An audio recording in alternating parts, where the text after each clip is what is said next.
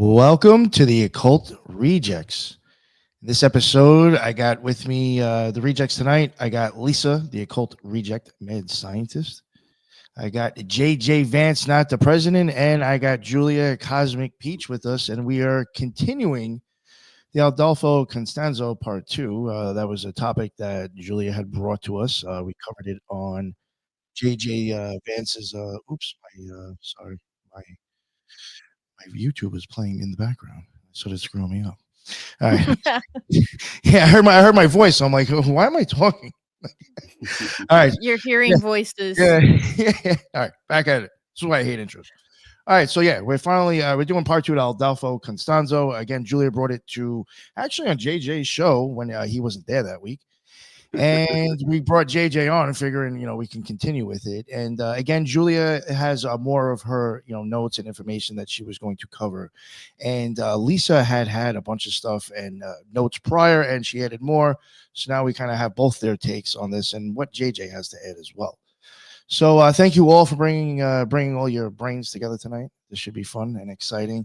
And then real quick, we will go around the circle and everybody can introduce themselves. Lisa, real quick, let everybody know what's up and how are you and anything you want to plug. I am well. I'm very excited to do part 2 with Julie and JJ. They, I think, are some of the best minds when it comes to true crime. They can pivot anywhere and they have like this well of information. So love doing this stuff with them.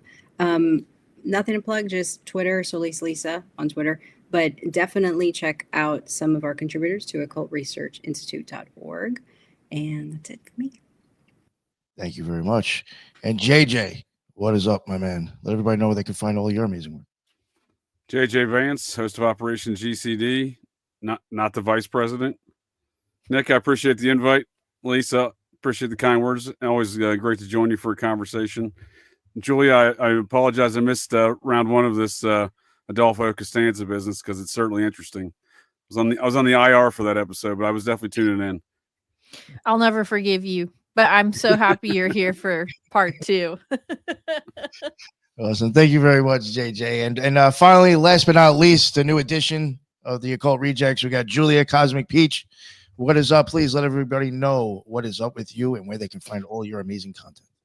Thanks. I'm actually excited that we took a pause during part 1 and 2 because we had that guest on that talked about that vampire priestess lady. Oh, yeah. And it was so similar to this one, wasn't it, guys? Like it was kind of like a blueprint almost for the weird Adolfo stuff. So summing it up today should be interesting. But yeah, I'm an occult reject part-time.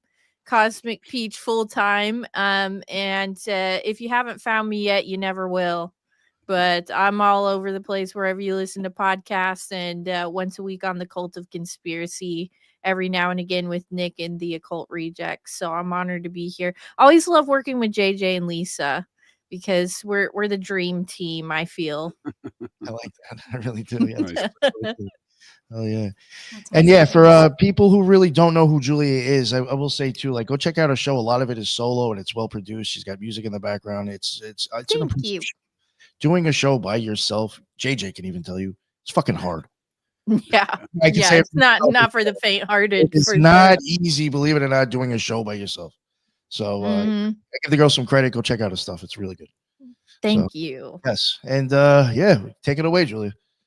Well, do you kind of remember where we left off last time? I have it in my notes here that we talked about how he was assumed dead because they found 2 bodies that really couldn't be properly identified in that apartment building. And then he was his corpse and his boyfriend's corpse were flown back to Miami and immediately cremated. So there was no future like autopsies or any type of identification of the corpses. But they were later spotted, Adolfo and his boyfriend, somewhere. It was in Mexico, but there were several witnesses who said they saw them after they had supposedly died. So in my opinion, they were definitely being protected from on high in some capacity because they knew a lot of officials, like JJ could probably tell you better than me, but he was involved with cartels, but he was also involved with like government officials. And so I don't think that they were necessarily done with him. He was pretty useful. And I think that they just needed the public to think that they got the bad guy without really getting the bad guy. But Right. JJ was kind of talking about some stuff before we started recording, and I think it would kind of tie in nicely to this section of my notes if you want to take it from here. For sure. No, that's my thoughts exactly there, Julia. These details surrounding his death are just as murky as the details surrounding this man's origin story and birth. But I think you're spot on there. We're saying that they weren't done with this guy yet. He was a very effective operative, whoever was running them. So, we were discussing beforehand that some folks have kind of run with some of these details of this cult and doing some more research over the years. There was a college professor that wrote a series on medium.com called The Occultists, El Padrino. And it's goes over a lot of these additional kind of parapolitical details you're laying out there or describing, including apparently the chief of Interpol was his friend or client, as described in varying capacities. The chief of Interpol for Mexico, and this fella apparently introduced Constanzo to one Mexican drug cartel leader who would later meet his demise. After Constanzo infiltrated his organization, becoming like the chief wizard, if you will. And then after that guy dies, the Hernandez cartel there, which he infiltrates in Matamoros, their leader just happens to die at this right about the same time. And then Constanzo somehow gets integrated into that network, presumably by the same Interpol chief, who would later then commit suicide, apparently, at the same time. Commit suicide. Yeah, right. Exactly. What, he get tossed off a building or something? Right. Yeah. Oh my gosh. I don't know if you guys had ever heard me talk about this guy named Henry Marshall, but the way that he got suicided, oh my God, dude. It was Lyndon B. Johnson. And he hired this hitman to take this guy out that committed suicide, and he blasted himself in the chest 5 times with a shotgun, and just for good measure, he also put a chloroform rag over his face, and he was ruled a suicide. Damn. How the fuck do you put a chloroform rag over your face, load and blast a shotgun into your chest 5 separate times, and still it's suicide? I think like after the first 2 shots in the chest, blasting yourself in the chest, I mean, it's just like it's like JJ saying, the higher up you go, the more political it is, the more ridiculous the suicides are. And I don't know, it's just, how do you blast yourself in the chest 5 times with a shotgun, dude? Right. Suicide. I mean, don't call me a detective, but I think if chloroform kind of pops up, I would start to think it wasn't a suicide. Apparently, you can still obvious signs of intervention. And blow your chest out 5 times in the process. Yeah, I'm knocking myself out, but still pulling the trigger. 5 times. Man, talk about an extra hand. You would need an extra hand, I think. You would think. Yeah. And wouldn't it be like, it's like Kurt Cobain, they said he would have had to pull the shotgun with his foot, and he had a shoe on. So it's like, how did he, it's just always, it never makes sense. Somebody obviously was standing far away too, because of like the blowout, his chest like literally exploded.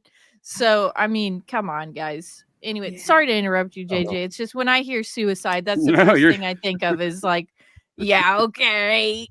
No, you're good. No, you're good, Julie. No, I mean, it is these politics that weigh in on these death investigations that make these ridiculous declarations, though, right? Oh, 100. One of you talked about the Interpol guy. So apparently, yes, like it was around I believe September of 1988 when his name was Florentino Ventura Gutierrez, maybe, I think that was his last name. And he supposedly committed suicide. But they had alleged that Constanzo at this point is like doing all these scams. Not only was he scamming a whole bunch of people prior to being introduced to the Calzada family out of Guadalajara, but he like now finds a new victim, which is the Hernandez family, and he's running scams on them. And some of the scams that he's running on the Hernandez's family is just so over the top that you almost wonder that he had to, if at any point Ventura had to be like, I'm out of this, like this is Right. And so if that's the case, but the other thing is that he also had killed his wife and his supposed friend, Ventura did, in Mexico City. So it seemed like there were two chapters, right, of this cult, that one was in Mexico City and then the other one was in Matamoros, which are, many, many hours away from each other. And he was always going back and forth, which I thought was very interesting, that he would, do whatever he was doing and then go back down to Mexico City. Because Mexico City, I think, was his home base. And like what you had said, with Constanzo, he was born in Miami. And I think some circles say that he was born in Cuba and he was brought in. But I don't have any credence to that. But his mom was like only 15 years old when she had him. So you almost kind of wonder if this was like a prostitution thing or what, but she gives birth to him in Miami. And then she goes on to give birth to two other brother or children that are siblings of Constanzo, and they all have different fathers. So it's like three different fathers. Interesting. You're almost just like, oh, wow, that's interesting. And then this is at a time in the 60s when, conservatism is at its height, very Catholic area of Miami, right? You're having a whole bunch of influxes from the Caribbean, but then you're having all these other type of influxes of religion with Santeria, voodoo, hoodoo. You have Palo, which is what we'll talk about today. But the other thing is that she goes, and I think we covered this in the previous one, she goes and gets him baptized by a priest in Palo Mayombe. And immediately, they prop him up as this, he's the chosen one. And then I think she runs into, I guess, problems with a husband or something, and then they move to Puerto Rico or what have you. And so in Puerto Rico, she signs him up to have like magical instruction by some of the priestesses there in Puerto Rico. And so, I mean, that's kind of the height of Santeria at that point was, during that time. So it's interesting. And then they come back and he's, ready. He's going to, whatever. And she was apparently, his mom was practicing a lot of black magic. Every place that they lived was always tainted in blood or had a bunch of animal carcasses lying around. If she got into a tiff with like a neighbor, she would gift them, just so, benevolent of her, like animal carcasses, like goats and chickens without a head on their front doorstep. Just such a, like good neighbor. I wonder what her fucking apartment smelled like. Oh, I'm sure it was nasty. I mean, God, so did the brothers boil people and do all this shit too, or it's just Adolfo? I don't know, and the mom's clearly unhinged. Yeah, what happened to the other ones, right? That's pretty interesting. Think about it. Yeah, what happened to the brothers? Maybe she chopped them up, Dahmer style, and fed them to the neighbors. Because it seemed like the only one she was really interested in was Adolfo. Like that was her golden child. That's Hispanic mothers for you. I don't know if that's true of all other mothers, but Hispanic mothers, their firstborn son, let me correct myself on that, is like their shining, beacon of the family. So maybe that probably played into that as well. So, he, not to recap, but just to kind of go back over it. So they go back to Miami. He's cruising the gay bars. He's also practicing. He's taken in with this priest that had baptized him. And the priest is teaching him how to grave rob for body parts to start, like his cauldron or like his type of practice, and showing him how to do it and how to do, the different types of rituals or what have you. And then somewhere, I think in like his early 20s, he leaves to Mexico City for a modeling gig. But he's spending a lot of time in like infamous prostitution houses there in Mexico City. And he starts doing the whole thing and what have you. And apparently like his magical reputation gains him notoriety and popularity among people, that he starts building up a clientele And at some point, he has a ledger of like all the clients he had, what they were asking for, how much he was charging, how much they had paid already. I think I told Nick there was like 31 high paying, like VIP type clients, and that some of them had paid like $40,000 for some types of magical services. So, I mean, it's almost interesting. And some of these people were, like JJ said, high ranking law enforcement. A lot of them were heads of cartels. And so you almost wonder when he gets in with the Calzada family, you almost wonder because right at the time you have the Calzada family and you have the Hernandez family, you're starting, this is like in the 80s, you're starting to hear the rumblings of the U.S. wanting to go back into Mexico and reestablish that whole drug market.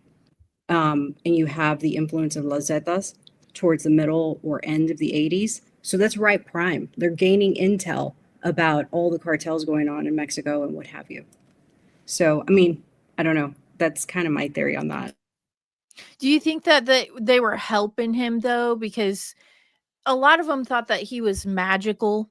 And it's No. almost like whatever they were asking for, he had help in like fulfilling Right. their desires. Right. So he ran a lot of scams from what it seemed. So like, let me think how to briefly say all this. So he's running a lot of schemes or running a lot of scams, and you don't really start to see the scams until the Calzada family. And they start staging, he starts telling them that he can provide protection for them to be invisible or bulletproof or what have you, right? But somehow none of the charges ever stick on these, people that get arrested or what have you. And then during this time, you're also getting, the war on drugs up north. And what Mexico did as part of the war on drugs is that they would go to the border and they would sweep for randos type drug smugglers. And anyone that was part of the main families of the drug cartels, like, remained unscathed. They were crossing uninhibited. So it's almost like they were taking out the competition for the prominent drug families in Mexico. So you almost wonder if like working in tandem. You know what I mean? Mm-hmm. Mm-hmm. Yeah, he's such a. So I guess this would be a good time to bring this up because it's my next little part of my notes. But he kind of like opened up a can of worms. Because after it went public about what they found out there at the ranch. They started all these separate investigations into other cults and ranches in the area because everybody was highly disturbed, obviously, because of what they found. I'm talking mutilated bodies, cauldrons full of bones and stuff like this. And the police started investigating families who were connected with Adolfo in some way or who were kind of like followers of his but didn't actually commit any of the crimes because if you don't have like evidence tying people to the crimes directly, they're not going to go to jail, but you can still kind of like question them and like see what he was up to. And it reminds me kind of like with Charles Manson, because you would have thought they would have arrested everybody who lived on Spawn Ranch, but they didn't. There were Exactly. only certain family members that actually got arrested and actually got charged. So, yeah. Well, the owner. That's a good point. That's a good. If I may enter. Oh, sorry, Lisa. Go ahead. No, go ahead. I was just gonna say, if I may give you a little follow up on that Manson comment, I was thinking the same thing there, Julia. And it is interesting who they don't arrest. And when you were commenting on they follow some of the cult members around to see what they're up to. Well, I wonder if that was just to see what they knew, because from the blackmail ops this guy was running as some sort of male prostitute, it sounds like, to whatever his relations with the upper echelon of the drug trade there in Mexico. It sounds like he was an operative for somebody. Right, but it's like Charles Manson. Like Manson, they take right? him and like a few other people and they go to jail or they're dead, right? Yep. Mhm. They get taken care of, and then there's like swaths of followers that nothing happens to. Right. You know, they just get to go about and live the rest of their life. But Lisa, Yes. what were you gonna say? So then, at the height of it, they said there was like a total between 10 to 15 members in the cult, yet they only arrested 3 there. See, after that's the what show, I'm talking about. and that's it. Others claim that they died or they had defected or what have you. But when you look at the property where the shrine, their ritual shrine was in Matamoros, the owner was the grandfather of the Hernandez cartel. No charges ever came against him, but Yeah, yet why he was not, dude? right. Yet he was performing magical ritual ceremony services for the Hernandez family. So surely Right. they're paying, right? They're in on it. Hey, they're And it's like saying, you know, I get it to an extent. If you were renting somebody an apartment and Jeffrey Dahmer happened to live in that apartment, why does the landlord go to jail? It's not like he had anything to do with it. But in this case, it's different because he yeah, is connected. Like this guy, the Hernandez guy, is connected to Adolfo and right. definitely probably was taking some type of part in what they were doing out there. Absolutely. Because so to kind of get into a little bit of the magical services that he was providing. So in what I read, the Palo religion is that you basically would sacrifice a victim and you would have to torture it, or not it, you would have to torture them to the point of screaming, because the more that they scream, the more the torture, the more the fear, the better the sacrifice. And then the soul will be captured by the cauldron that he's creating. And then in the cauldron, that's where you place the innards or the viscera or whatever, and it has like sticks coming out of it, and it's supposed to like work like a tuning thing, tuning into the actual spirit world, and you are able to harness these, I guess, tortured souls to do your bidding, right? So the more the tortured, the better. But yet most of these people supposedly were strangers that they killed. But the families are paying for the service. So essentially they're paying for the death of a human sacrifice, right? They're paying for a human sacrifice for the magical service to be rendered, I would think. And so probably specific individuals. I think so. Now, of course, 100. nobody gets into that part, except, I mean, you have the attention of the Kilroys. But I do think that is the case. I do think these were targeted for sure. When you look at, like with the Calzada family, they're out of Guadalajara. I mean, what was that family targeted? It says in the book that it's because he asked to go in, he wanted full partnership with a Calzada prophet. He was saying, look, the only reason you become successful is because I'm doing all these magic rituals, providing you protection. I should get a cut of this. They said no, and immediately somehow they disappear, right? So now you have that. Conveniently. Yeah, It just, I mean, a lot of the bodies that they found when they started digging them up, I think I talked about it in the last episode, but it was like former CIA agents, former let me see if I can find it. It was, there's no way it was an accident. Well, you find that Let me see. They were 100% scams. There was no magical, well, I'm not saying there wasn't, because I don't know. I wasn't there. But the types of scams he was running, it almost makes you wonder, this is why there was a CIA person buried there, or that's why there was a cartel person buried there. It wasn't the magic that made them invisible or bulletproof. It was that Adolfo took them out, and therefore yeah. So this is the thing. I found it right here in my notes, because if they just needed random victims, right? Like if I was going to do a spirit pot or whatever, I would just go somewhere and get a homeless guy and fucking cut him up if that's what I needed. If that's all I needed to do. But here's the victims. An owner and secretary of a company that served as a front for cocaine processing lab. Sure, whatever. an informant for the federales and his mistress, Yep. 2 federal narcotics officers, 3 former police officers, and the American nephew of a U.S. customs agent. So random, was right? Kilroy. Which was Super Kilroy. random.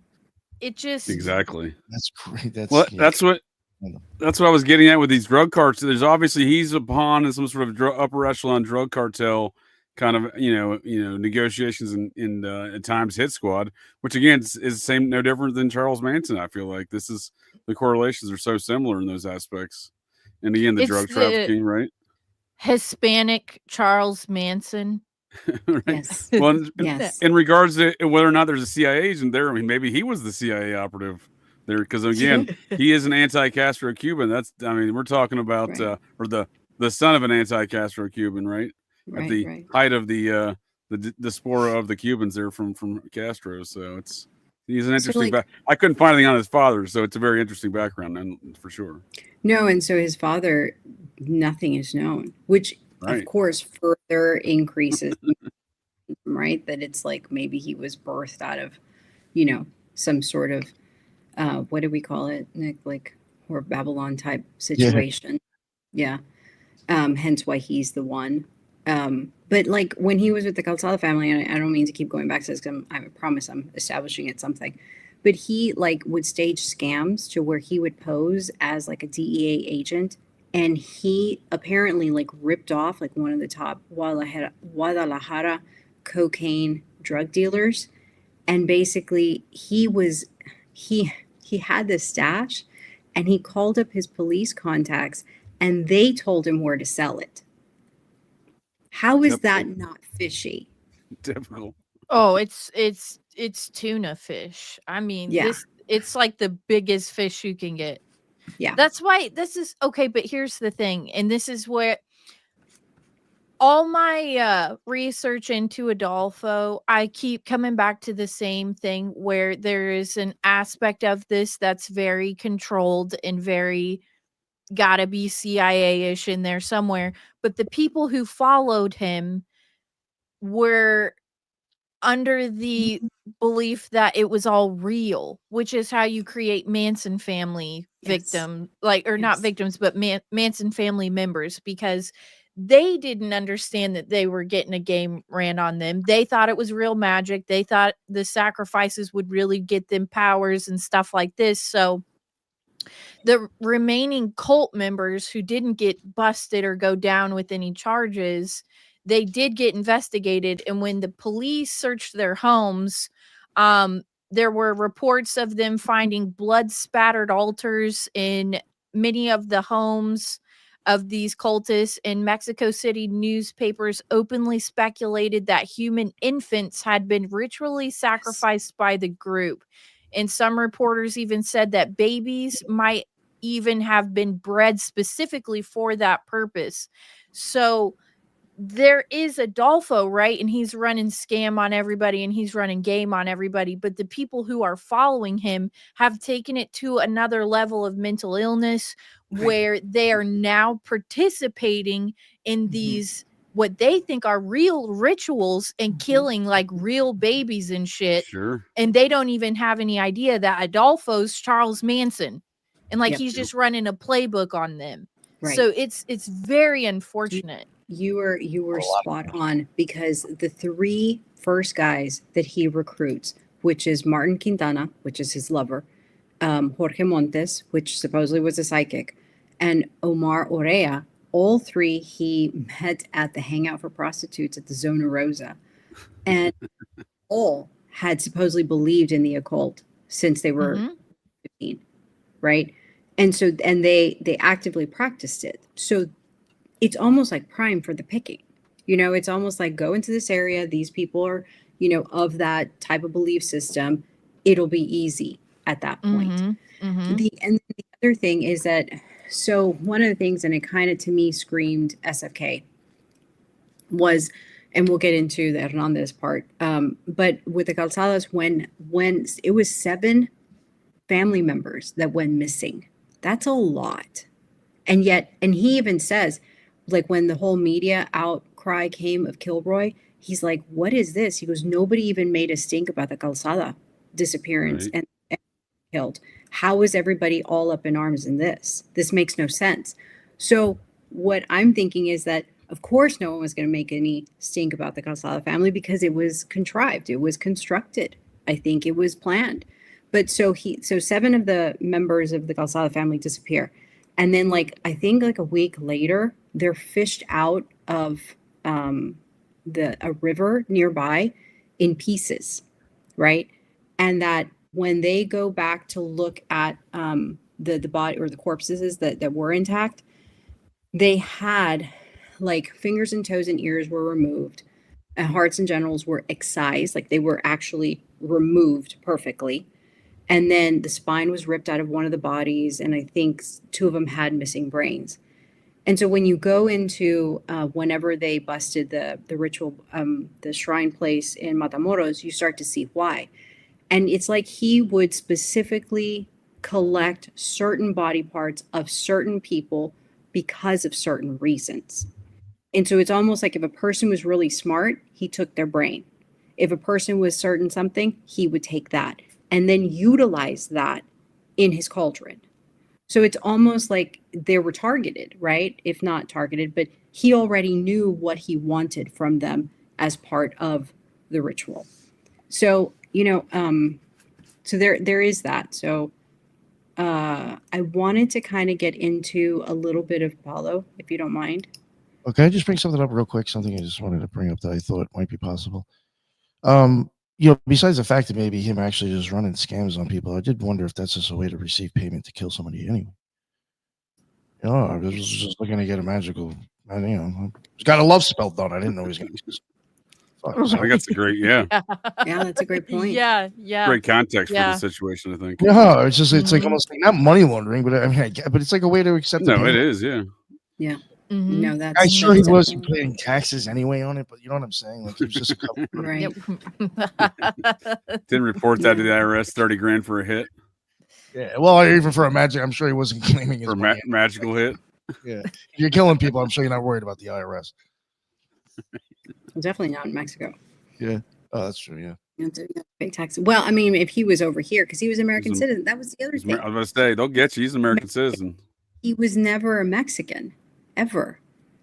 So one of the things I'm really quickly go into this, and I know I was talking about this with Nick, and I thought it would be interesting to mention. So the actual belief system that he had, I guess his followers indoctrinated with, was called Palo Mayombe. But when they look into it, they notice that it is a merge between Santeria, Palo, and then the Aztec warrior ritual, which we kind of got into that a little bit with the apparition of the Virgin Mary in Guadalupe. So the Aztec warrior ritual is like a human sacrifice, and it's super complex. It's not just like, we're going to cut your heart out, be done with you. Oh no. So every sacrifice is meticulously planned, from the type of victim to the specific ceremony they're going to be offered and to which god. And so usually what they would do is they would go to neighboring tribes and capture their warriors. The higher the warrior, the better the warrior, the better the sacrifice, right? And what they would do is that they would plan which warrior was going to be sacrificed to which god. And so if they were going to sacrifice the god to a warlike god, they would take the warrior that captured the other warrior, would take in that guy for a year and dress him as that god, feed him as if he were the warlike god, give him women like he was a warlike god. And it would go on and on and on for about a whole year. And then the day would come on the feast day of that god to where he would be sacrificed. And the other thing is, if it fell on a specific month or whatever, they would paint them in blue, right? Which is funny because you hear blue a lot, whether it's with Crowley that saw the blue image in the pyramids or what have you, right? And of course, this is done at the Great Pyramid at the very top. So, for instance, if you do the warlike god, you would basically, have them in blue and then place them over a ritual stone. You would cut into them alive and then tear out their heart alive. You've seen it all in the Indiana Jones and apocalypto, and that's pretty much what it is, right? So they would tear out the heart, and then they would push the body down, the pyramid, and would like roll down or whatever, and it was going to mimic the story of the warlike god's sister that would then be dismembered, and then the bodies would be carried away, cremated, or returned to the warrior itself, and then he would hack it up, and either he would take the body parts and like ship them off as a present to someone else, or he would keep them and eat them, and then they would burn them. But what's interesting is, so this is like a ritual of cannibalism, so to speak. But what's interesting is that this is what they were doing in this whole ritual thing, is that they were selecting certain body parts to either be utilized in the ritual or gifted and sent out. Because when you go into some of the Hernandez type journals and stuff like that, he said that he was like organ trafficking as well. He was cutting it up. You know, those organs were no longer there, or somehow removing them and, I don't know, giving them away or utilizing them for a ritual, or was he giving them to another cult where they were doing another ritual? Does that make sense? Right? That makes a lot of Or sense. like organ harvesting for Exactly. like legit, like. Okay. And so you Now, get the my cartels drift. have been busted doing that too, for sure. That's exactly what I thought. Oh, The yeah. cartels have been busted doing that. The So black when you- market of organs. So when you look at the amount of people that died just in Mexico City between 1987 and 1989, it's like over 75 people. And those specific people died of ritual killings. And most of them are tied to Adolfo. And I think they said like 16 of those 75 were children or teenagers. So I got the same thing in Yeah. my notes. It says a dude named Michael Newton reported that from 1987 to 1989, there were 74 unsolved ritual homicides in Mexico City. 14 of those victims were confirmed infants. Wow. So they were up to something for sure. So one of the main things about this god that the Aztecs would worship when they wanted it to rain is that they would capture children and they would torture them, because the tears of the children were part of the ritual and the sacrifice to the god. So now you hear Paulo saying the worse the torture, the better the sacrifice. And now you're hearing that most of them were children and teenagers. I think this is way more to do with the Mesoamerican type belief system than anything else, in my opinion, right? Because do you think that there's like a hybrid situation going on, and it's like Adolfo doesn't really care as much about who well, he's going after specific people he's supposed to take out, but then all the Mansonite family members, we'll call them cult members that are following him, they're into this Paolo stuff, and they really want like the sacrifice and the kids and the infants, and like they're actually like following like the Paolo sorcery or whatever. But Adolfo, because if you can get somebody to think it's like part of the power structure thing, he doesn't even have to touch anybody anymore at that point. He's literally like just the mind behind the people carrying this out.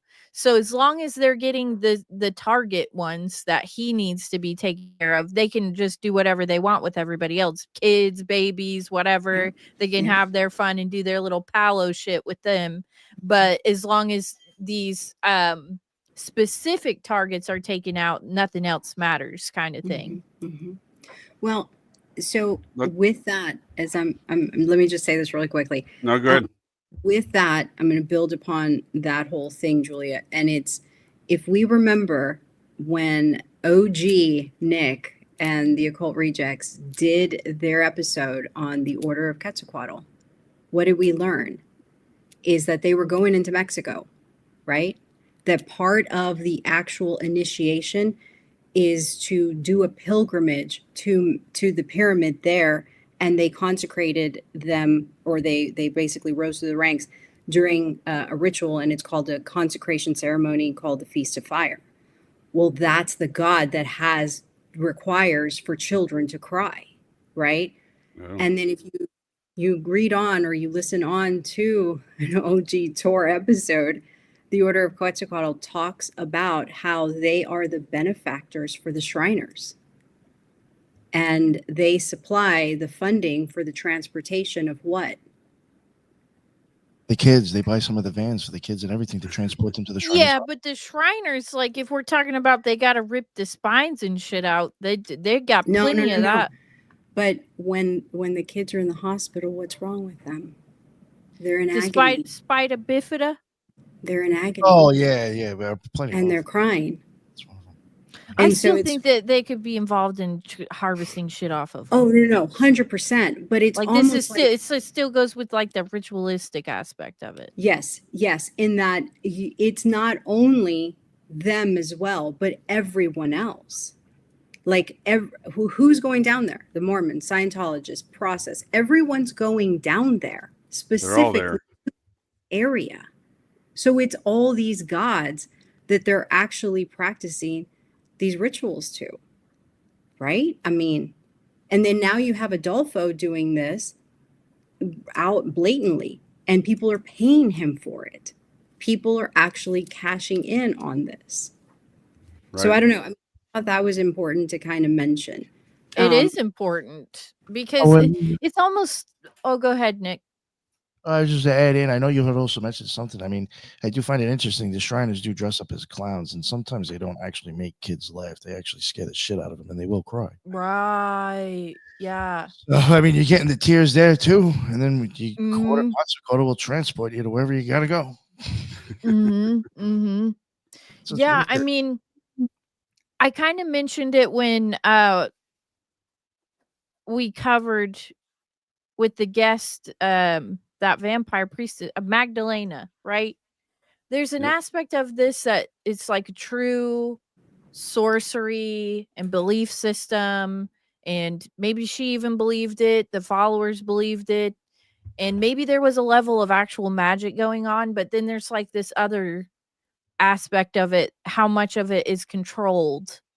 And so even with the Manson family, I know I keep bringing that up, it's like there was a true belief system, but it was also being controlled.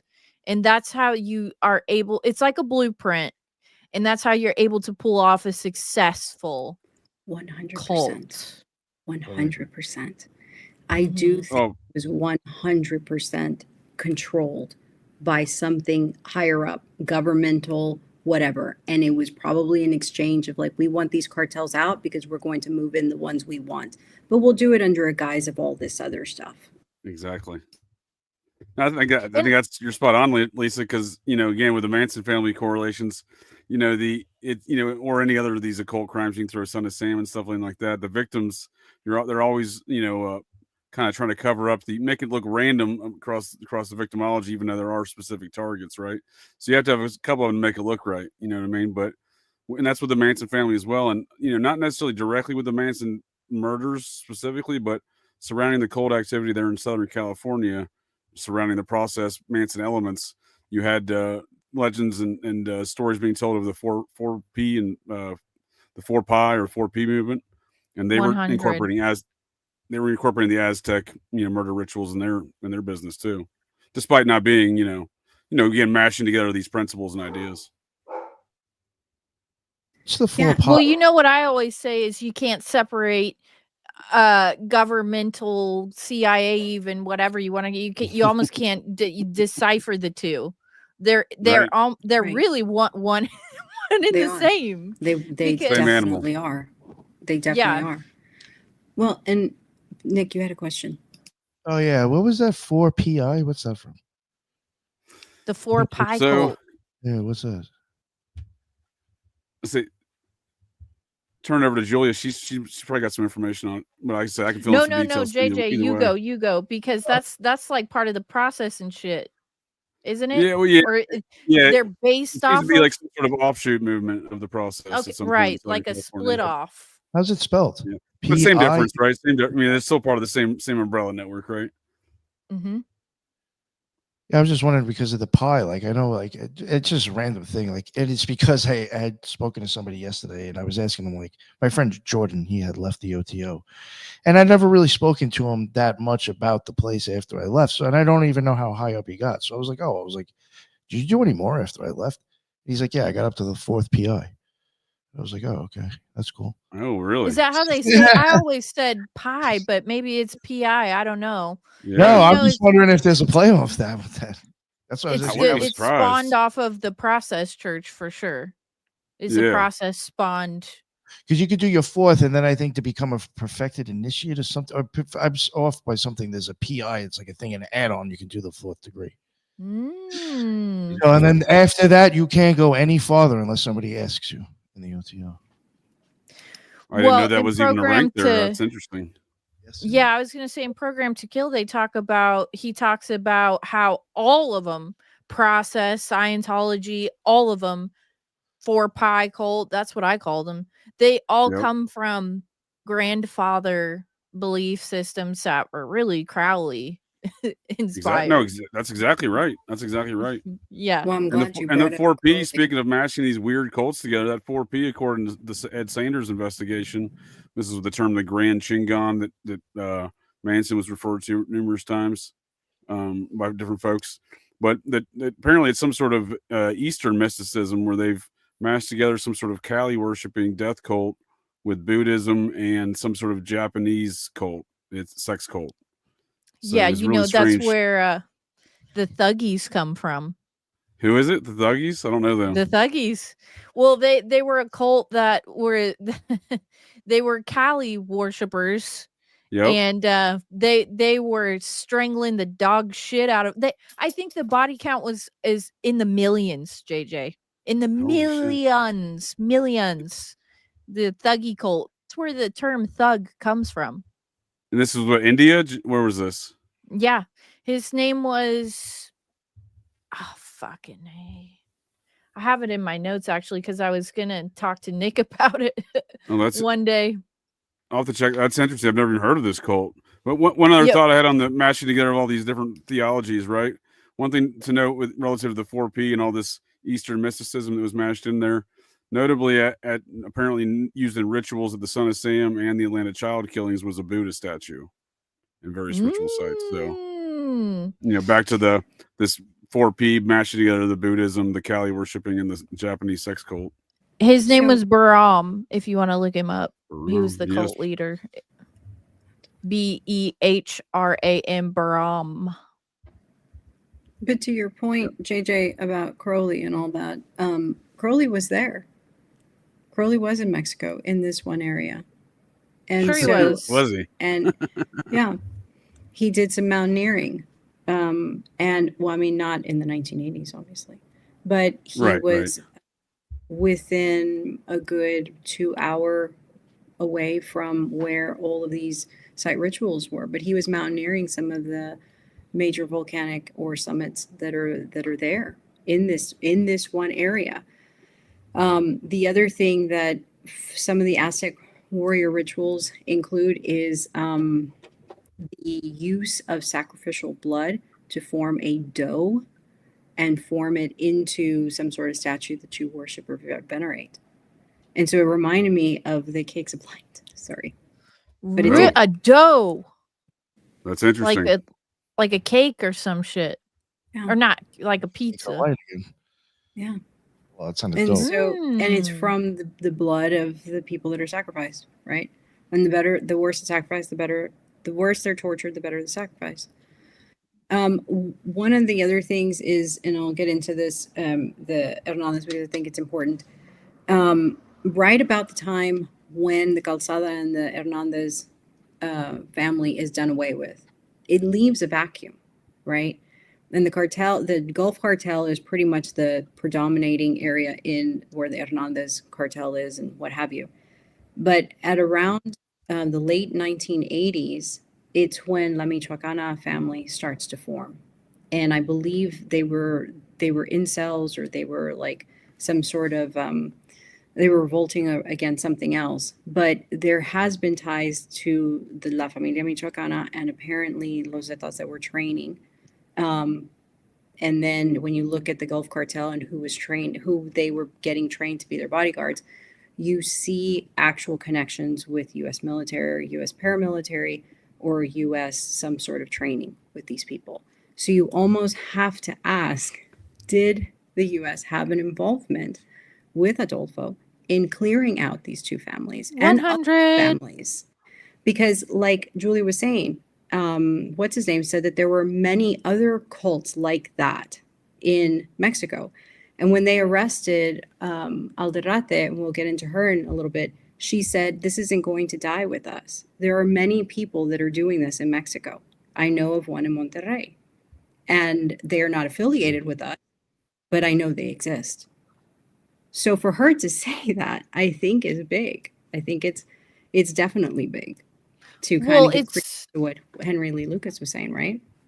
Well, yeah, and it makes me think of serial killers in general because they run many programs at the same time, and they see how it affects the public and which ones are successful and which ones are not.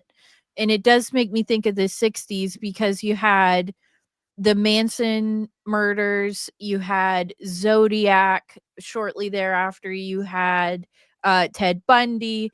And so it's like they run multiple different programs. They're not necessarily affiliated, but they're under the same umbrella, if that makes sense. And they're just kind of functioning separately of each other. And how I know that this is it has all the markers of a blueprint of the CIA is some of the captured cult members were interviewed, and it became clear that most of them suffered from split personality disorder. So that's another huge indication in my mind that there was something more than what meets the eye, because as soon as you find it's odd enough for one person to have split personality disorder, then you interview all the rest of the surviving cult members and they've all got split personality. What the hell is this, you know? And that's how they're able to be so successful as like cult leaders, is because half of the bitches don't even know who they are. That's true. That's so true. So I wanted to kind of get, oh, how cute. Who is that?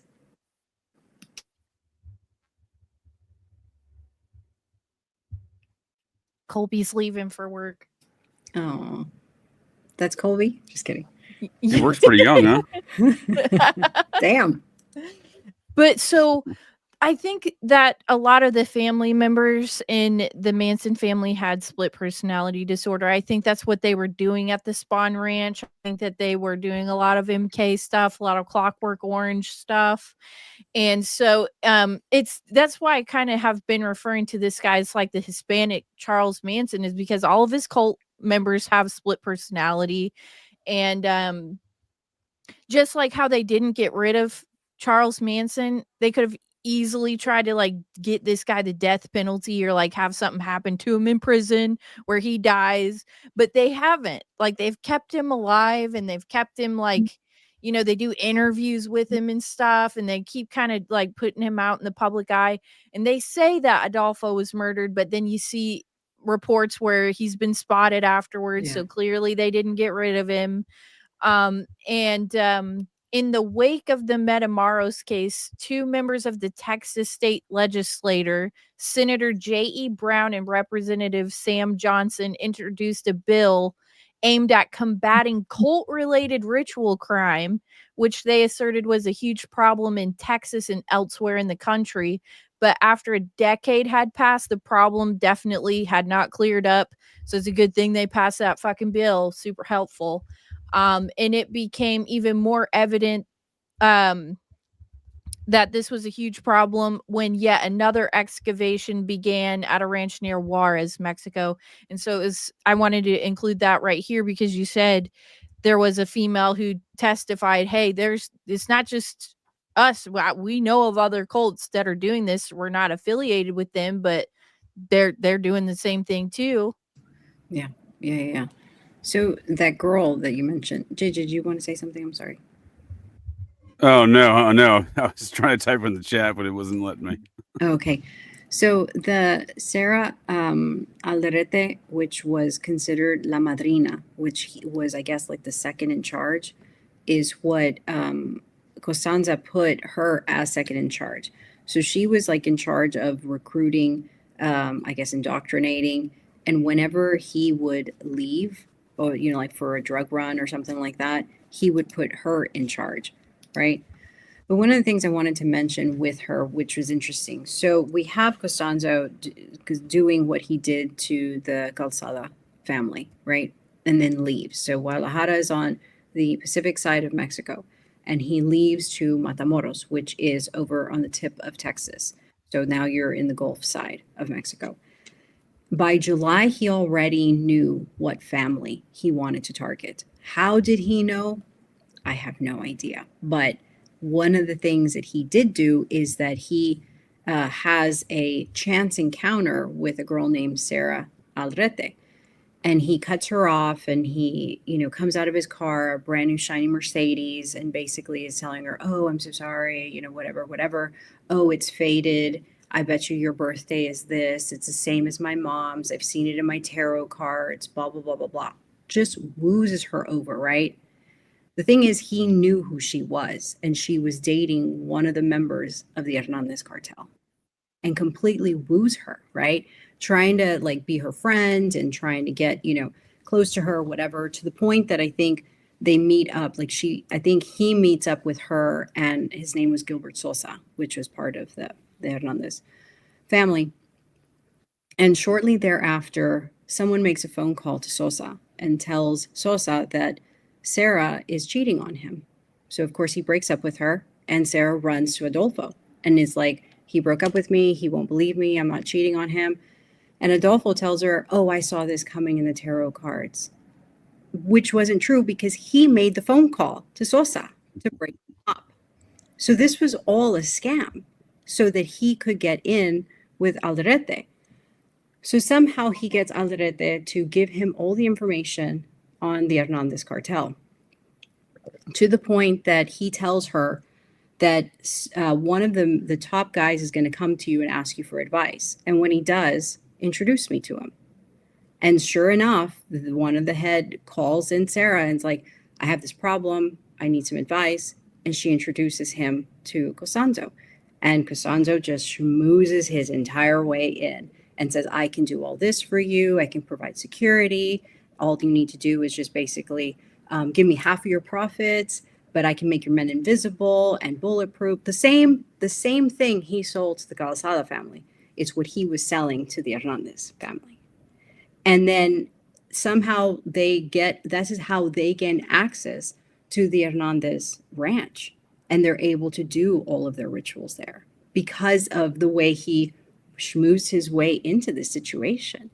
And then somehow he would design times where I think what he did one time is that he would say that there was like a rival gang that stole drugs, but it was his group that stole the drugs. And so he sit on it, right? And then that the rival gang had thought that it was Hernandez people that had stolen it. And so they kidnap his group, Adolfo's group, kidnaps one of the guys with their kid and tells the rest of the family, look, if I do this ritual sacrifice, I promise you won't have to pay any ransom. And I promise no harm will come to these two people. So they perform the ritual and what have you, and they return the people, right? But it was his family. I mean, it was his group who had done it all along. And they stole the drugs. And then they sold the drugs, keeping the profits. So he was running total scams on all of the, I guess, the family themselves, and then the surrounding people that were also, drug running. This is pretty big, I think, in terms of who's allowed to do and move like this. Can I just say one thing too that just seems so preposterous to me about this and how he was able to get away with it for so long? He said, I can make your men invisible and bulletproof. Like, I would test the theory. I'd be like, oh, so you're going to make my men invisible and bulletproof. Let me, Johnny, come over here. Let's test it. Yeah. how Yeah. did he get away with this for so long? I would have blown my own guy's head off to test it before I would put my blind. Let me shoot trust one of their in it. dudes and see what happens. Well, Yeah, and it's I like, think can you he make was- yourself invisible This and is- bulletproof? Yeah, this is where I think the other members who never got arrested, whose names don't come up, I think they were running it in with him as well. It's Sure. crazy to me. It's just so crazy how he was able to get away with this for so long. When you see something like that, you have to know there's something else at play here, because you cannot stand on a lie like that for too awfully long. I'm making people bulletproof and invisible, and I'm putting people's heads in pots, and I'm boiling them, and I'm like, how long can what was it, 10 years or something like that he was able to run free? Or With Hernandez, it was, I believe, 2 years. 2 years? Then with What about Calzada, with I the think that other? was 2 years. So So four altogether, he and then kind of has, like kind of like a grace period with these people, I think. All the time. okay. But I that think it's doesn't mean also that's important not to the note. extent of it. Oh, go ahead, Lisa. No, that was it. Yeah, I think it's also important to know that someone had to off the Hernandez cartel leader to make all the to allow him to go in there, and that happened in, I think, January of '87. So like right when Constanzo's getting pushing his way into the family, their cartel leader gets killed too. That's And why it's I like, think did he he had not help. make right? Oh 'cause yeah, it for did- sure. Was nobody the question pop in their mind, like, why wasn't the cartel leader invisible and bulletproof? Like, who got him? He didn't have the magic yet, right? I mean, He didn't have the Costanzo hadn't magic showed yet. up yet Yeah, for that, yeah, right? exactly. He couldn't afford it. He couldn't even He afford couldn't it. afford it. Didn't have- Right. Okay. He didn't have see? Actually, this secret sauce. Hernandez guy's pretty interesting. So he was running a drug trade from Michigan all the way down to southern Mexico. In fact, a lot of his crops he was growing for marijuana fields were down south of Mexico City. I was like, wow, this guy had an extensive network. Well, he was very successful. Again, this is Very where I think successful. some of the government stepped in, and they were doing to him what they did to Pablo Escobar. They were like wanting to take over the farming industry in the area. so to speak. Well, and he was like a psychic to the stars and shit, Yes. like Marina Yes, he was. Abramovich Yes, he with their was. spirit pot and all that. It's Yeah. very similar. You guys are laughing. I'm serious. He was cutting people up, chopping them up, putting them in a pot. He's a psychic to the stars. He's making people invisible and bulletproof and all this weird shit. And like, you almost have to wonder how easily it is to take a hold of someone's mental illness, because everybody wants to feel special and everybody wants to feel important. And so all you got to do if you're going to run a cult is make people feel special and important, and that they could have magical powers, and That's it. they could do like all this stuff and get away with it, and murder people and put people's heads in pots and like they will sign up for it, even if it's the most absurd, ridiculous shit you have ever heard in your life, as long as you make them feel important, special, nobody else is like you're chosen, stuff like this. You got them. That I should start a cult actually, just to show how easy it is. As long as you're promising superpowers or magical powers, you're good. I'm That's not the doing the case. But flavor JJ's aid. my It first better be initiate. full on Kool-Aid. I don't want any superpowers. Well, think about this. The Heaven's Gate cult, right? They got their members, they did whatever they were going to do. They convinced them they were chosen and special, and that they were going to ascend into this UFO and all this stuff. And one of the last things that was asked of them is to castrate themselves. And that's when a Yep. couple of them walked away, but a lot of them did it. They castrated themselves. Because they believe in So- the religion. Yes. Yeah. I mean, Well, it's Lisa, like- this is psychopathy at its No, finest. 100%. Because even like with Aldrete, she fell in love with, or supposedly fell in love with Adolfo. And even though he consummated the relationship, he was straight up told her that he was gay, that he preferred men. And she literally, like, she wasn't okay with it, but that she believed in the religion. What? Okay. So I she mean- so did he say that before or after? after. Well, that it's like, hey, so he broke her up with her boyfriend to have sex Brought her with her in. to then tell her he was And gay. he apparently like completely brainwashed her with this whole religion thing. And they said like her Sure. friends said she became like an overnight expert about light and dark and brujeria and all kinds of witchcraft or whatever, and was espousing all kinds of whatever. And this supposedly this girl was very bright, was making all kinds of great grades and whatever. And then all of a sudden it's just like complete night and day. Another thing is that one of the Hernandez's family members was going to the same college she was going to as well. Well, I mean, it was right there on Brownsville. Everybody was going there, but Brown. Mm-hmm. Brownsville, yeah. The other thing is that, to JJ's point, when the Interpol guy commits suicide, this is at that point when the cult members kidnap Ovidio Hernandez and his 2-year-old son, and they basically stage a kidnapping and that whole ransom situation. Let me perform this, blah blah blah, and that about a month later is when the Interpol guy commits suicide. I think at that point he was like, I'm out. Like, this is too much. Mm-hmm. I don't know, maybe not. Or maybe they extracted him and was like, that's all we need. Thank you. Your pension is in the mail. Right. Sure. Yeah. I don't know. There's so many aspects to this, because I did want to mention this other one too. Did you come across this Juarez cult ranch too? Like, it was Mhm. excavated not long after Mhm. they busted Adolfo. And Mhm. it's the same shit, because it was located on the US border.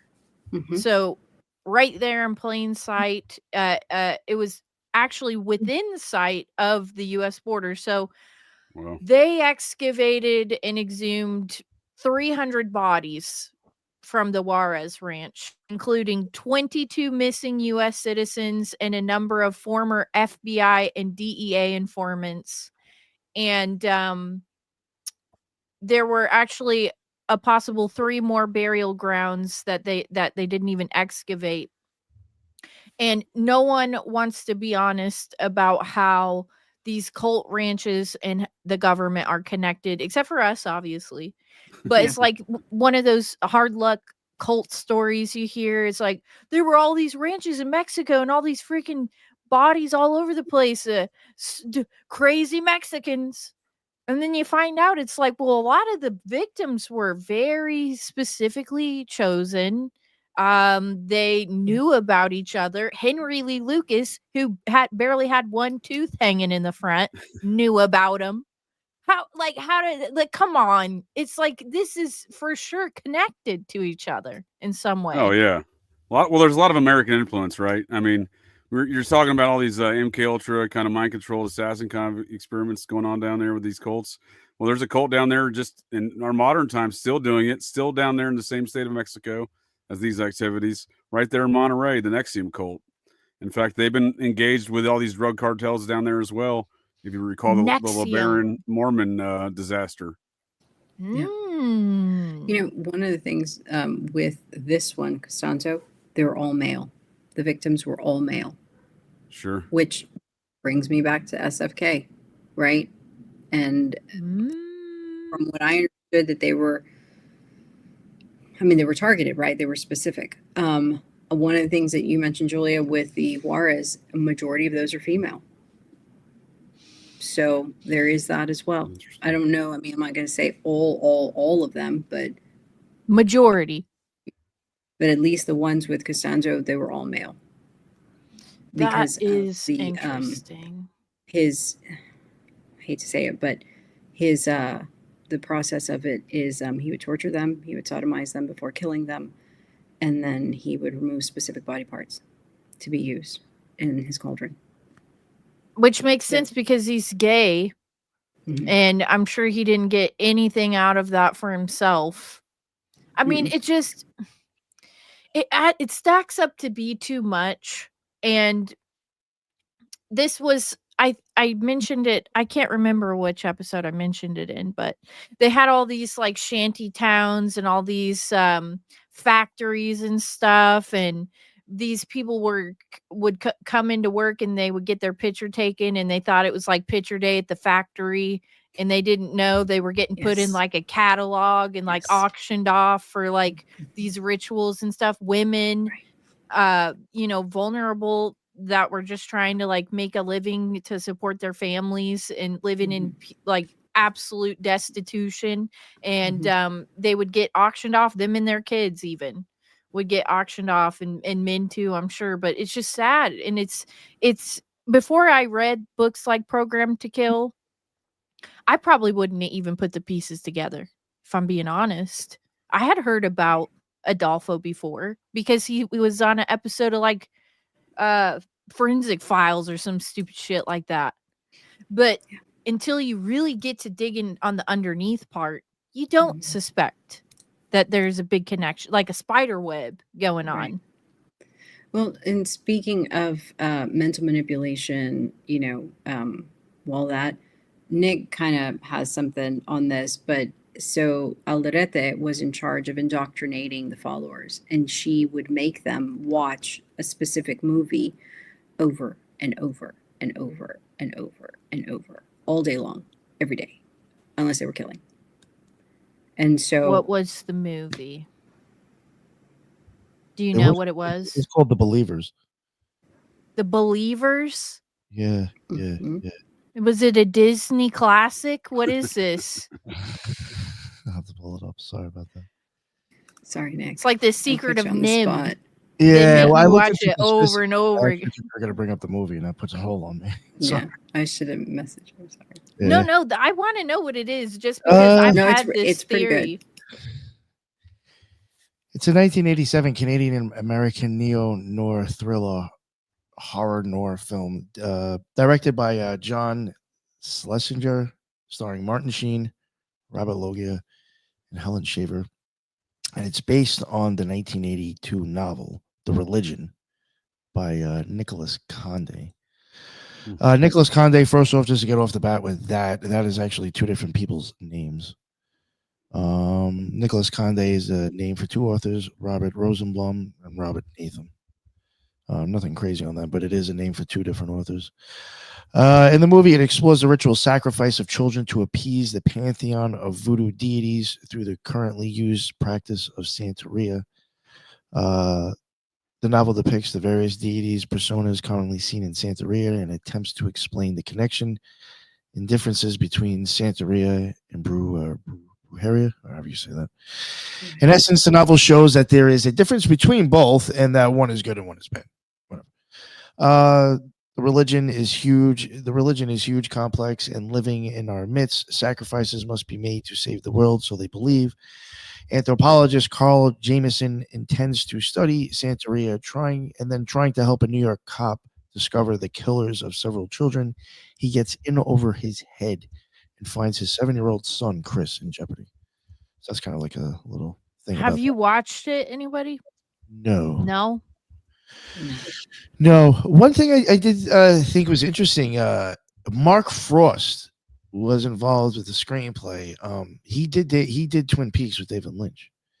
So like I would say, in my opinion, those guys are occultists. Now, I'm not saying anything bad or anything good about him, but I do think he is. And this. Yes. Yeah. Sounds like a wild movie. That's it. Apparently, it was like the first slasher film type or horror film to come out to kind of talk about that whole aspect. Right, Nick, or something? Yes. And then this guy's poor Emilio. I mean, you can only imagine what his kids went through. I'm serious, because the other one's a complete and total rapist, among other things.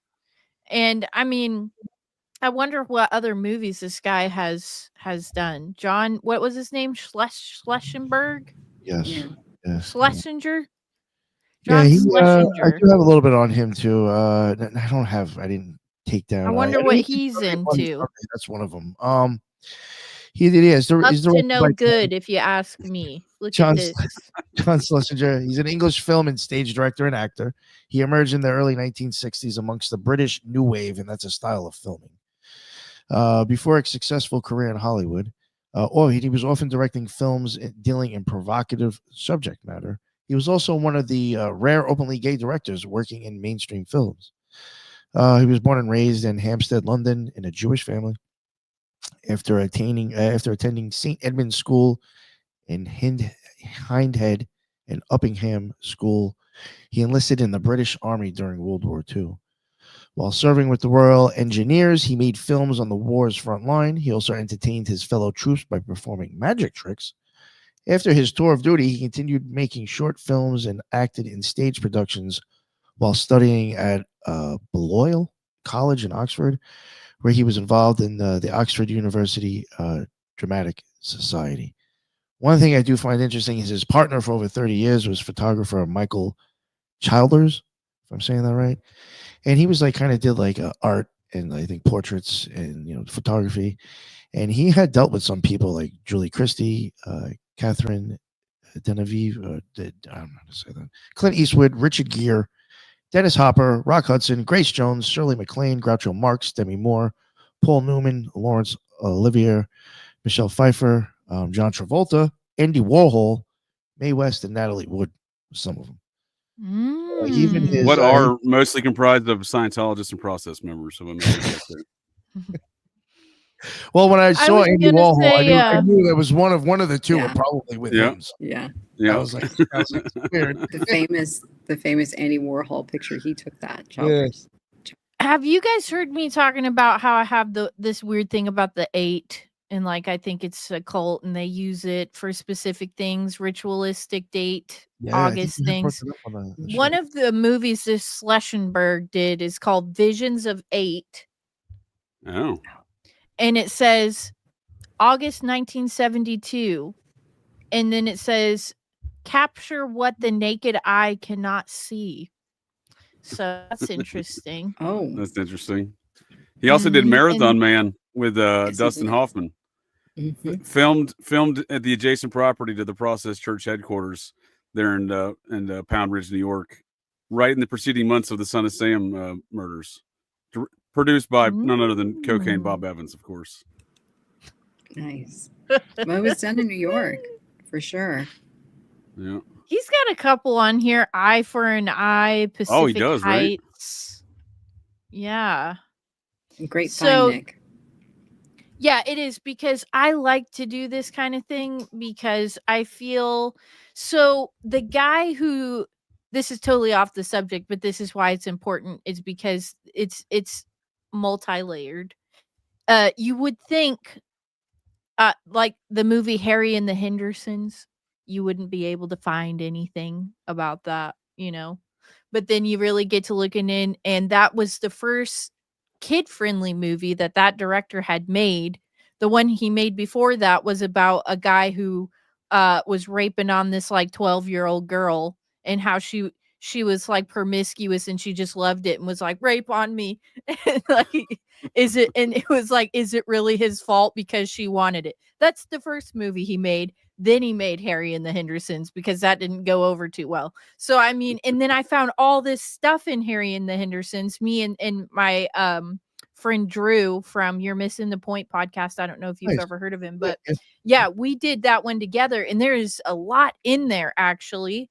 And so when you do look at the directors and what they're into and their side projects and stuff, that movie I think was called Nymphomaniac that he made before Harry and the Hendersons.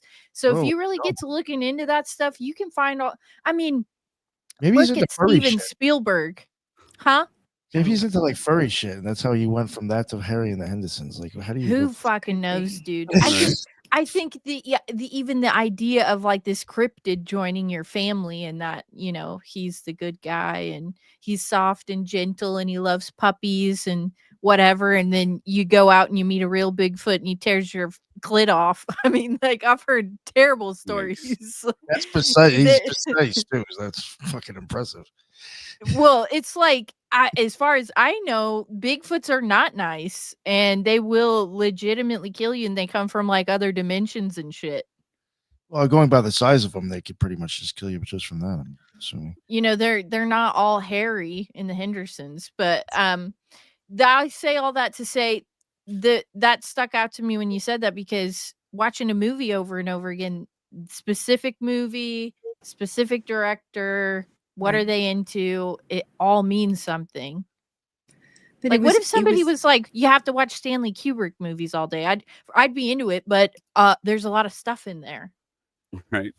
Well, the Nexium MK Ultra that was going down out of Monterrey, Mexico, at least, and in Albany, apparently, Albany, New York, they were showing snuff films of apparently some Mexican folks getting murdered. So I don't know if they're filming them down there in the compound. I don't know if it's one of these other, nearby cults that are getting the films from. But it makes you wonder. No one really tracks those things down. The doctor loses his license for MK Ultra, folks. But this is just 10 years ago. But no one really tracks down where's the snuff films, who are these victims, right? Right. But imagine that, playing that on a loop. I mean, that's got to do some damage. Oh yeah, That's what Michael Aquino was doing to those kids at the Presidio. It's dark. Yeah, real dark. No, for sure. One of the things that I kind of wanted to mention is the whole Kilroy incident. So prior to Kilroy incident in March of 1989, from New Year's Day of 1989 to when did he go missing? March 13th or something. Something like that, yeah. It was mid-March. From that point, in just Matamoros, there was already 60 missing cases. So it's like less than 3 months. What is that, a person a day? Wow. And there was no warning issued. I mean, it was like, hey, be careful when you go down there. It wasn't that. I remember because I was here. But one of the things with Mark Kilroy, like you mentioned, his uncle was DEA, and his dad, I believe, held a patent to the precursor company to Honeywell, so they were a family. But the other thing is that they lived outside of Houston, and you know who also lived outside of Houston is Serafin Hernandez. And when they captured him, to do with this whole cult thing, he said that he had a hand in the kidnapping of Kilroy. And so you're like, wait, does that mean that you stalked him? I mean, did you pre-plan this? Is that a nod to that? So you have that. And then when you say, did Constanzo, really die? Did he kill himself? Well, you have one of the guys that was with them that supposedly shot them because he didn't want to be taken alive, that when they press that guy about it, he tells them everything. He tells them what's been happening, the religion, the cult, everything. But then at the end, he tells law enforcement that the El Padrino won't be dead for long. I mean, that could mean that he resurrects, or that, in the afterlife or what have you. Or does that mean that he wakes up from his pretend faking of the death? That was the boyfriend that said that, right? No, it was one of the assassins. The boyfriend, because he wanted to die with Martin. He didn't want to die with. He wanted to die with his lover, which was Martin. Sure. That's you're talking about in the closet. Yes. Yeah, that's literally in the closet or figuratively. No, in literally, the dude. They were found. Yeah, that's why. But this is part of the problem for me is the bodies were so unrecognizable, because it wasn't like we're just gonna open. They were hiding out in the closet, right, from all the gunfire from the police raid or whatever it was, and so it wasn't like he asked two of his cult members to off them and be like, hey, shoot us both in the head so we don't go down for this. And it's like they're taking themselves out. You're not going to get me, we'll take ourselves out, kind of thing. Why were they so absolutely riddled with gunfire that they were to the point of being unrecognized? They shot their faces off. So I mean, was that really necessary? Right. And then, like I said, they were spotted later So it goes to my point that those bodies were probably other people that they just kind of threw in there, and they said, oh, this is Adolfo and his boyfriend. But then when you bring up an excellent point that kind of jogged a memory is that, so they talk about that there was a firefight and it lasted for 45 minutes, yet no one was injured. no one. Maybe like a grazing of a bullet, but there was no mortal infliction. The only mortality was Adolfo and Quintana.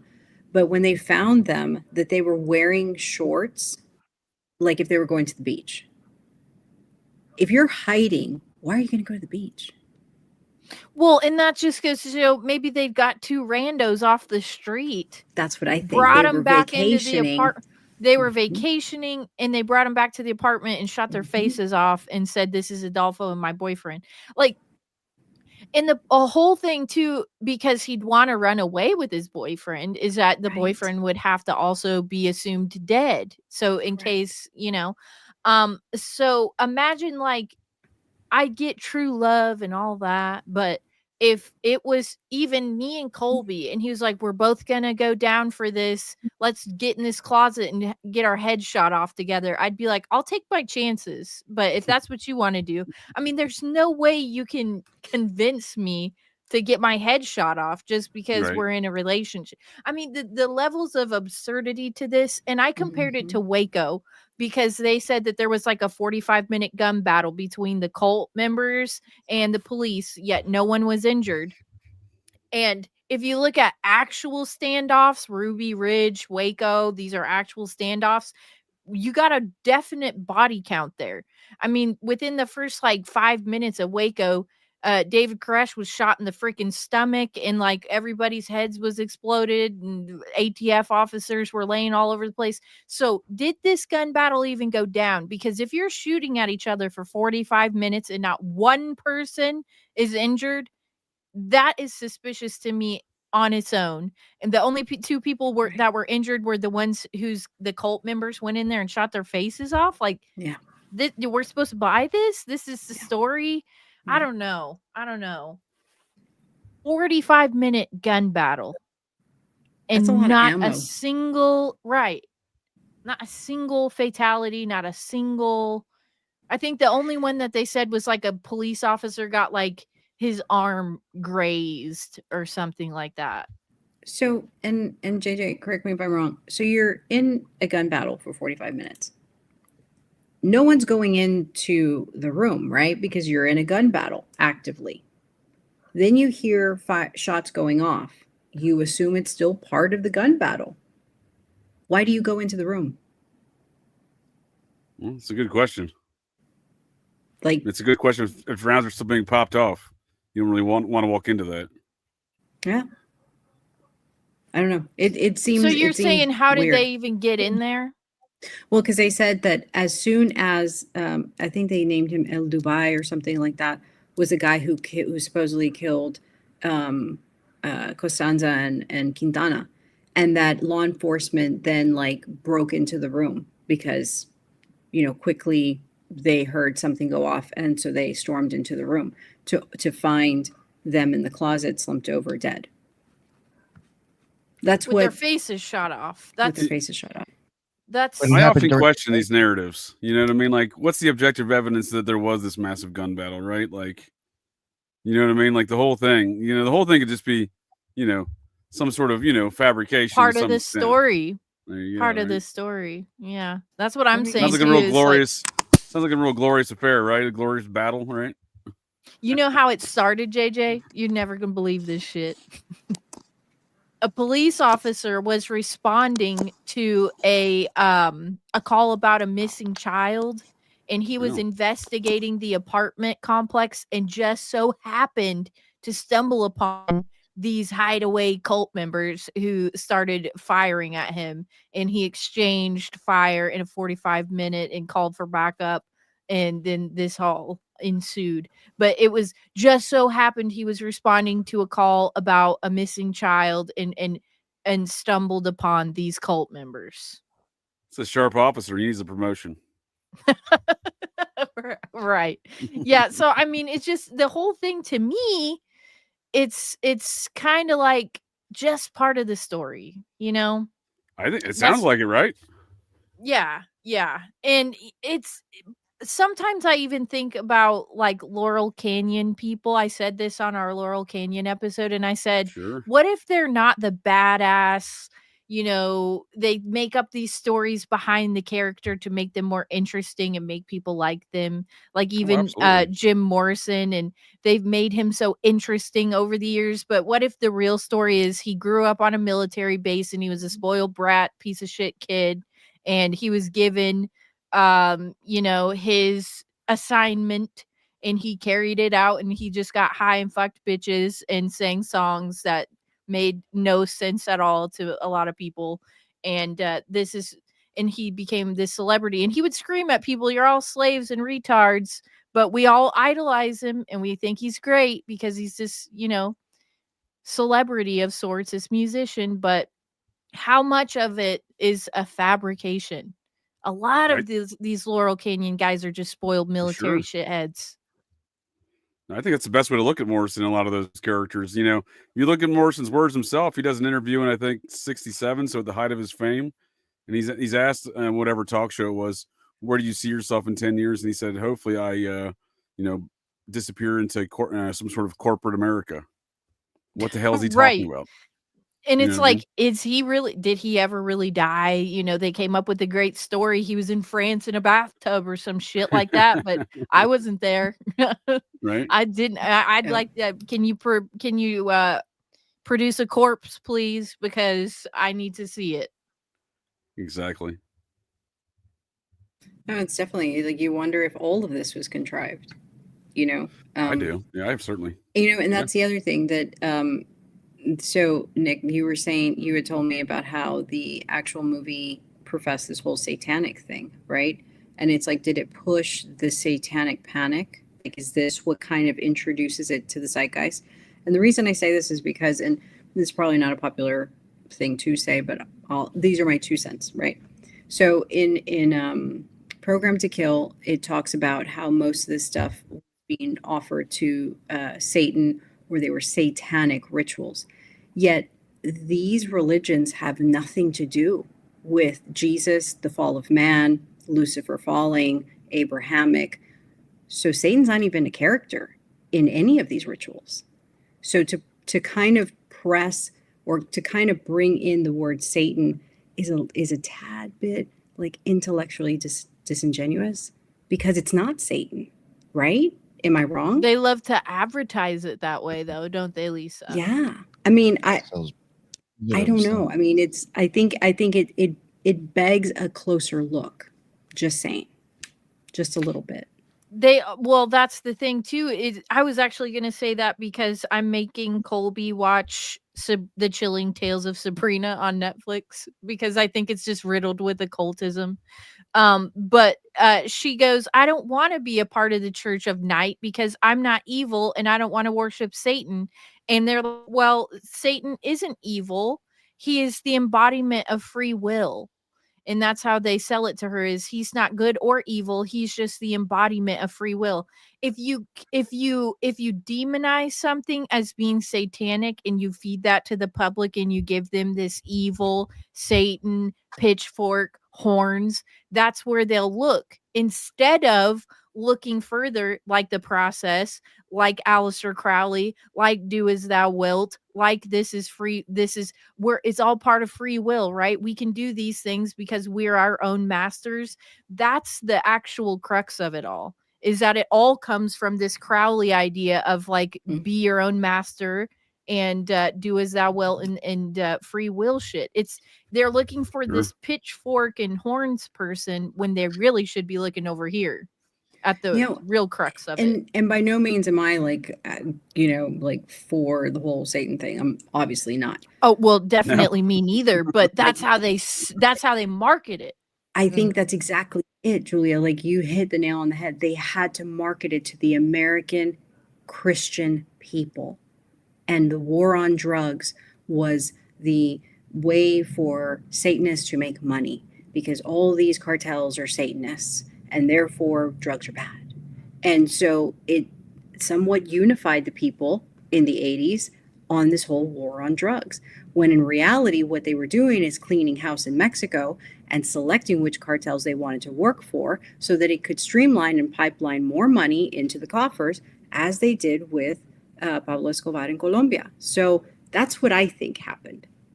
But Well, and it's the same Well, that's a thing good if point. you people do it.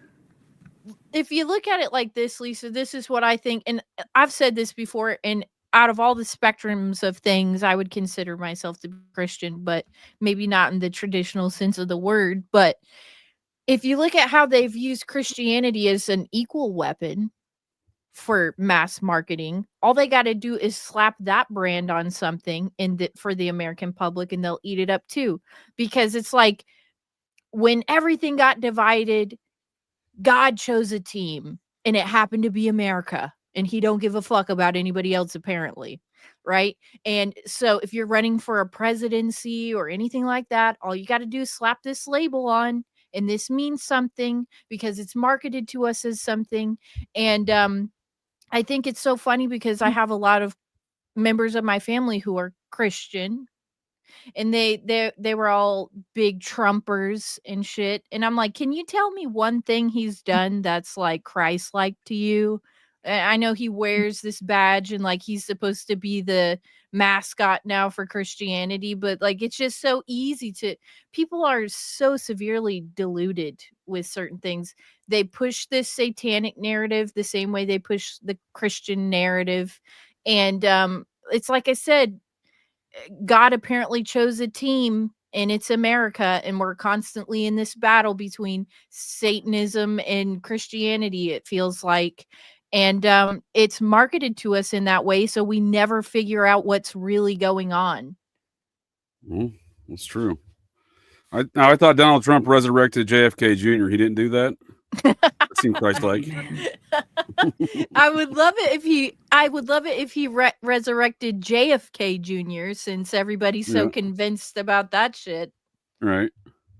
Now, I think that's Have you important. looked into that? Vaguely.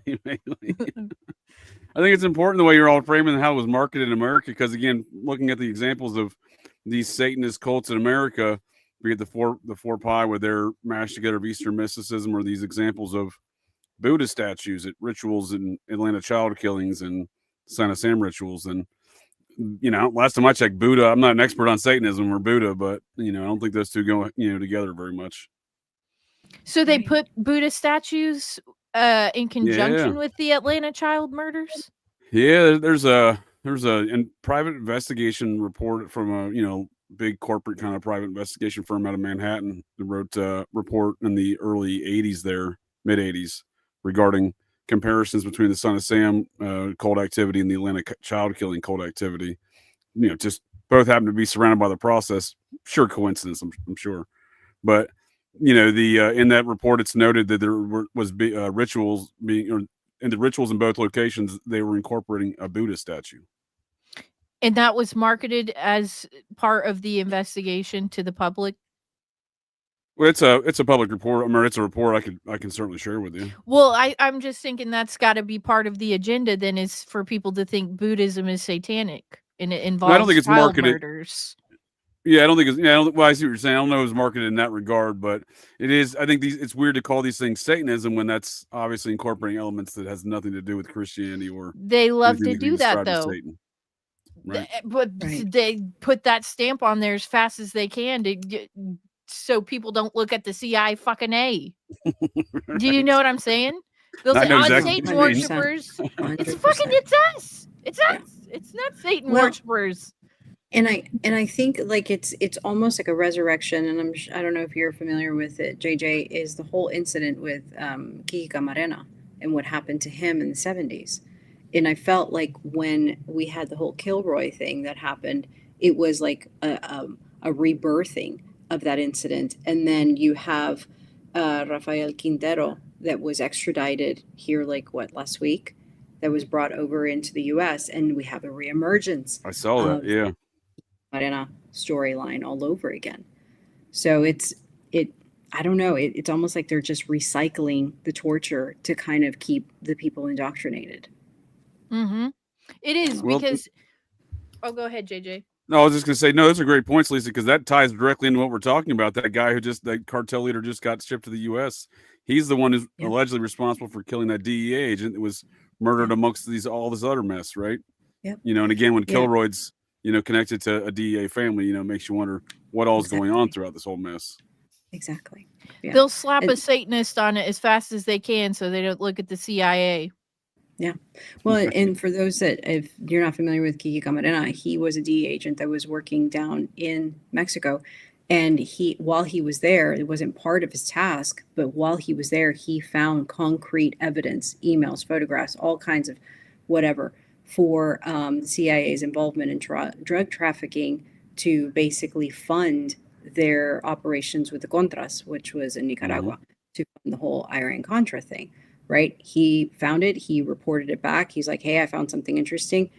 No sooner than later, Rafael picks him up. And I believe from what the testimony says is that Quintero basically said, your people sold you out. They told us where to pick you up and they told us what to do with you.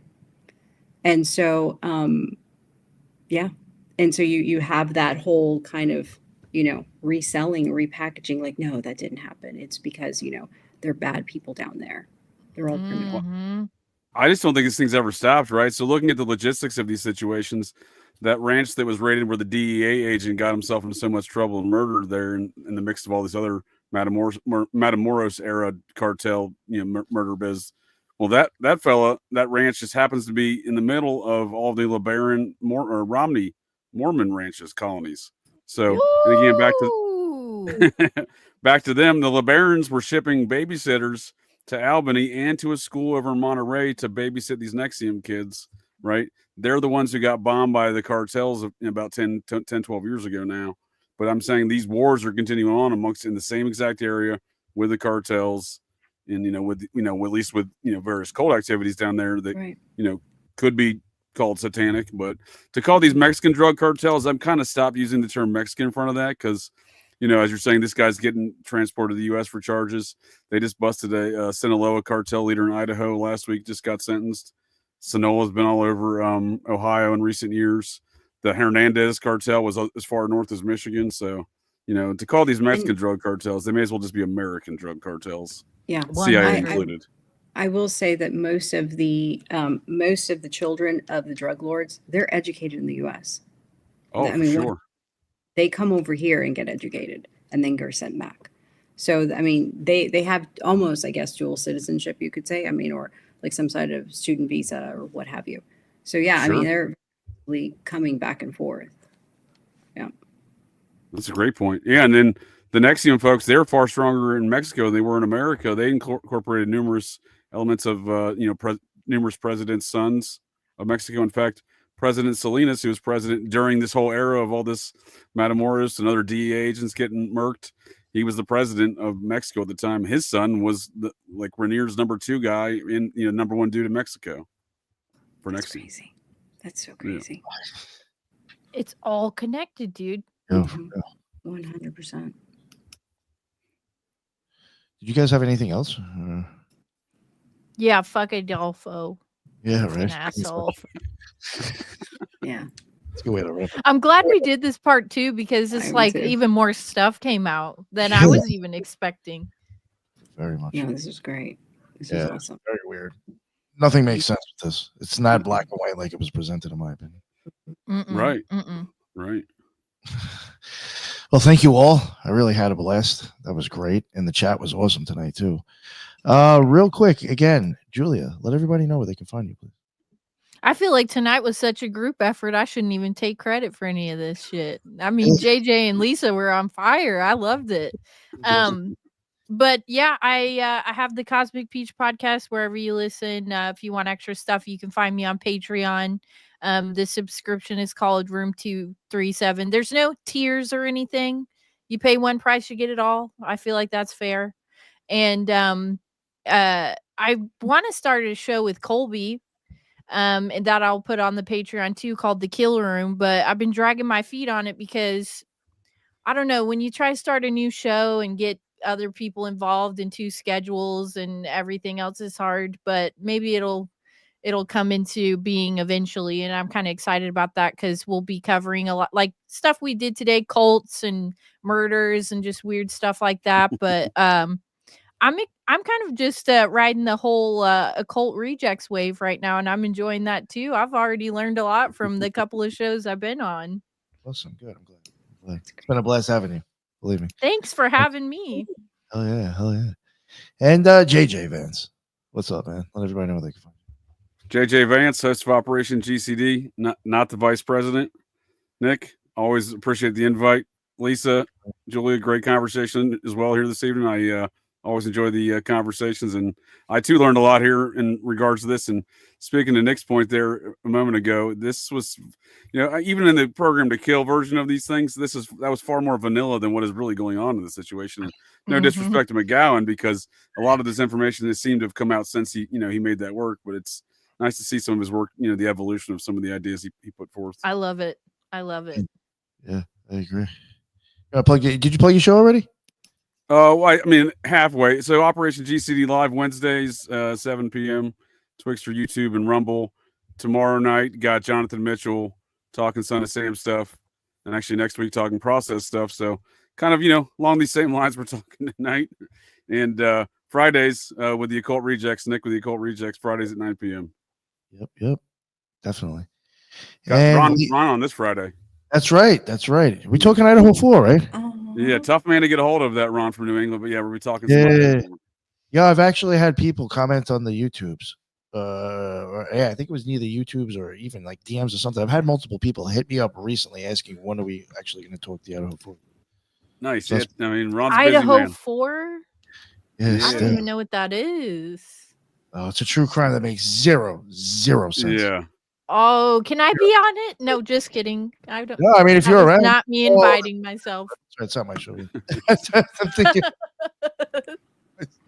Yeah, no, definitely. You should look into that. I will. It's a wild case. Yeah, it makes no sense. I have looked at a few things that I think slightly occult. I don't think it's too blatantly occult, but it's nothing makes fucking sense. Yeah, it's very weird. That's for sure. Yeah. And last but not least, Lisa, look at yourself. Thank you so much. I very much enjoyed this. Initially, the conception was Julia talked about this on her Cosmic Peach podcast, and I immediately was like, Nick, we got to get her on. And then luckily it was on JJ's show. So I'm thankful to JJ for allowing us to speak about it on his show. And then I'm thrilled and so honored to have had this conversation with both JJ and Julia, because definitely OGs with this kind of information. You can bring in all of the true crime theory, all of the books that are out there, plus all of the current, pop culture type theory, and kind of mesh it all together and kind of have a really great conversation. So I'm very, very honored. Thank you for having me on. Thank you very much for indulging me, so to speak. And, I loved every minute of it. I did too. Sure. Thank you. I hope we do many more, for sure. And that we contribute to, like JJ said, we're contributing to the work and to the research and just building upon it and putting in, thoughts, and hopefully something comes of it later. Thank you so much again. And also occultresearchinstitute.org. And that's it. Thank you very much. And again, thank you all. This was an amazing show. I was really looking forward to it, and this was 10 times better than I ever could imagine. I know I say that all the time, but for real, I had a blast. And with the three of us, it was great. And the chat again, thank you everybody in the chat. That's what's up. That's why I went live. I had a feeling it'd be a good one. Thank you all. I really look forward to seeing you guys again in the next one. And until the next one, everybody be well. Later.